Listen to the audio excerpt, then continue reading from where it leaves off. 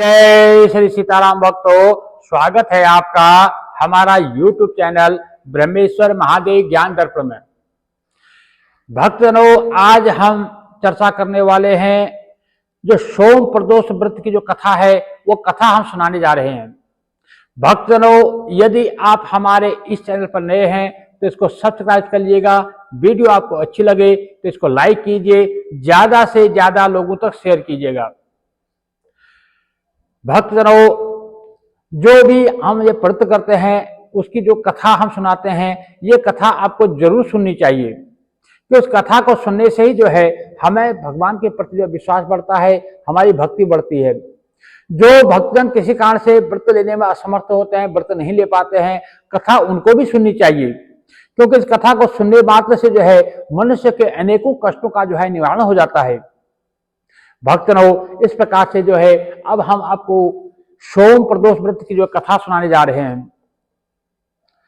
बोलो शंकर भगवान की जय।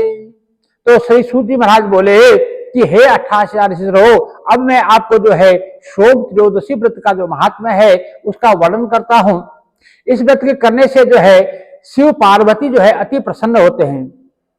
कहते हैं कि भगवान शंकर और मां पार्वती जो है इस त्रयोदशी तिथि का जो व्रत करता है उससे अति प्रसन्न होते हैं। प्रातः जो है इसमें जो है नियम यही है कि प्रातः काल ब्रह्म मुहूर्त में उठे, ब्रह्म मुहूर्त में उठ करके स्नानादि कर शुद्ध पवित्र हो, शिव पार्वती का ध्यान करते हुए पूजन करे और भगवान शंकर जी को अर्घ्य प्रदान करे। ओम नमः शिवाय इस जो है इसका 108 बार जप करे और फिर जो है स्तुति करे। हे प्रभु, मैं इस दुख सागर में गोते खाता हुआ ऋण भार से दबा हुआ हूं, ग्रह दशा से ग्रसित हूं।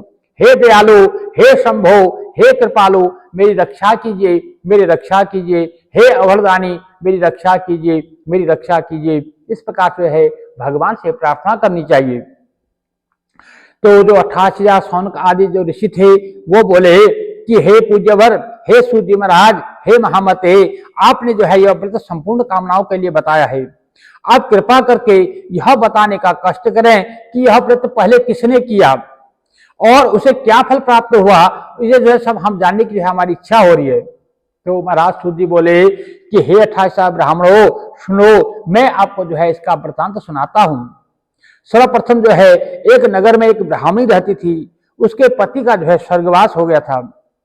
कोई भी उसका धीर धैर्य न था, उसको चाहने उसको देखने वाला कोई नहीं था, उसकी जो है किसी का प्रवेश करने वाला भी उसका कोई नहीं था। इसलिए वह सुबह होते ही वह अपने पुत्र के साथ जो है भीख मांगने के लिए निकल जाती और भिक्षा मांगती और भिक्षा में जो मिलता उसी से वह अपने और अपने पुत्र का जो है भरण पोषण करती थी, उनका पेट भरती थी।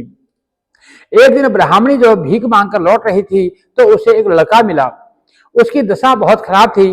ब्राह्मणी को उस लड़के पर जो है दया आ गई, वह उसे अपने साथ घर ले आई। वो लड़का जो है विदर्भ का राजकुमार था। पड़ोसी राजा ने जो है उसके पिता पर जो है आक्रमण करके उसके राज्य पर कब्जा कर लिया था। इसलिए वह मारा मारा फिर रहा था। ब्राह्मणी के घर पर वह ब्राह्मण कुमार के साथ साथ पलने लगा। एक दिन ब्राह्मण कुमार और राजकुमार खेल रहे थे। उन्हें वहां गंधर्व कन्याओं ने देख लिया। वे राजकुमार पर मोहित हो गई। ब्राह्मण कुमार तो लौट आया, लेकिन राजकुमार अंशुमति नामक गंधर्व कन्या से बात करता रह गया। दूसरे दिन अंशुमति अपने माता पिता को साथ लेकर के राजकुमार से मिलाने के लिए ले आई। उनको भी जो है राजकुमार पसंद आया। कुछ ही दिनों बाद जो है अंशुमति के माता पिता को शंकर भगवान ने स्वप्न में आदेश दिया कि वे अपनी कन्या का विवाह जो है इस राजकुमार से कर दें। फलतः उन्होंने अंशुमति का विवाह जो है राजकुमार से कर दिया और ब्राह्मणी को जो है ऋषियों ने आज्ञा दे रखी थी कि वह सदा प्रदोष व्रत करती रहे, क्योंकि जो ब्राह्मणी थी उसका एक पुत्र था, दूसरा उसके पास जो है राजकुमार था। जो दो पुत्र उसके पास हुए तो उसको जो है ऋषि मुनियों की आज्ञा थी कि वो भगवान शंकर जी की प्रार्थना करे, हमेशा जो है प्रदोष का व्रत करता रहे, इससे जो है उसका कल्याण होगा।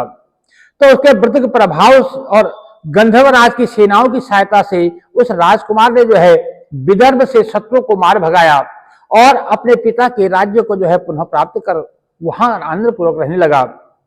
तो राजकुमार ने ब्राह्मण कुमार को जो है अपना प्रधानमंत्री बनाया, क्योंकि जो ब्राह्मण कुमार था उनके साथ वो बचपन से भाई की तरफ पला पोसा था, भाई के साथ रहा था, तो उन्होंने मिलकर के उसको जो है, उस राजकुमार ने जो है उस ब्राह्मण भाई को जो है अपना प्रधानमंत्री बना लिया और स्वयं वो जो है विदर्भ का राजा बन गया। तो राजकुमार ब्राह्मण जो है, ब्राह्मण कुमार के दिन जिस प्रकार ब्राह्मणी के प्रदोष व्रत के पास से फिरे, उसी प्रकार जो है भगवान शंकर जो है दूसरे भक्तों के दिन को भी फिरते हैं। इसमें कभी कोई संशय नहीं करना चाहिए, क्योंकि भगवान शंकर जी जो है औघड़दानी हैं और वो देने में जो है वो ये नहीं देखते कि सामने लेने वाला पात्र है कि कुपात्र है। जो वो देते हैं तो वो फिर देते जाते हैं, लेने वाला अघा जाता है लेकिन देने वाला कभी नहीं अघाता, यानी देने में वो नहीं थकते, लेने वाला थक जाता है। भगवान शंकर जी ऐसे हैं, ऐसे दयालु हैं, ऐसे कृपालु हैं। तो इस प्रकार से भगवान शंकर जी जो है जिस प्रकार से उस राजकुमार और उस ब्राह्मणी के जो पुत्र था उनका जो है दिन को फेरते हुए उनका जो है आनंदमय जीवन किया, उसी प्रकार भगवान जो है अपने भक्तों का जो है कष्टों को हरते हैं, उनके जो दुख भरे दिनों को जो है पलट करके उनको सुखमय कर देते हैं।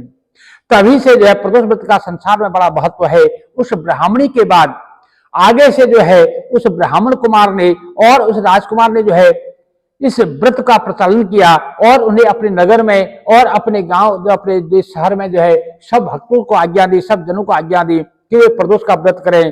तब से जो है इस संसार में ये प्रदोष का व्रत का बड़ा महत्व है, सभी लोग इसका व्रत करने लगे।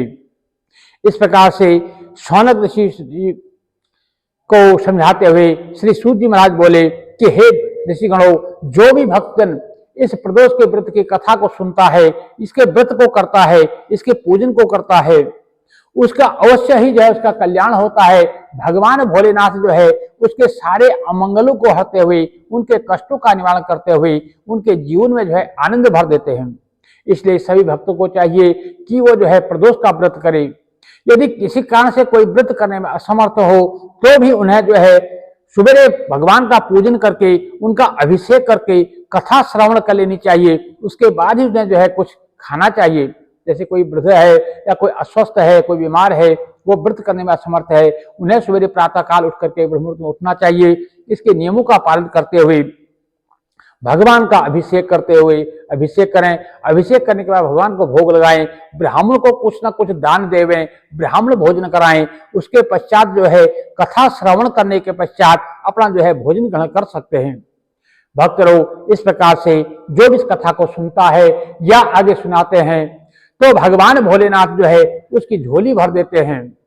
भक्त लोग इस प्रकार से इस कथा को जो है आप भी आगे ज्यादा से ज्यादा लोगों तक शेयर कीजिएगा, ताकि सभी लोग जो है इस कथा को सुन सकें और सब जो है क्या पता किसके भाग्य जो है कब कहाँ किसके भाग्य जाग जाए, इसको कोई नहीं जानता। इसलिए जो है अपना प्रयास रहना चाहिए कि हम जो है दूसरों की भलाई के लिए कुछ ना कुछ कर्तव्य अपना करते रहें। और यदि कथा आपको अच्छी लगे तो आप जो है कमेंट बॉक्स में हर हर महादेव जरूर लिखिएगा। भक्त लोग यदि अभी तक आपने हमारे इस चैनल को सब्सक्राइब नहीं किया तो सब्सक्राइब कर लीजिएगा। वीडियो आपको अच्छी लगे तो इसको लाइक कीजिए, ज्यादा से ज्यादा लोगों तक शेयर कीजिएगा। जय जय श्री सीताराम भक्तों।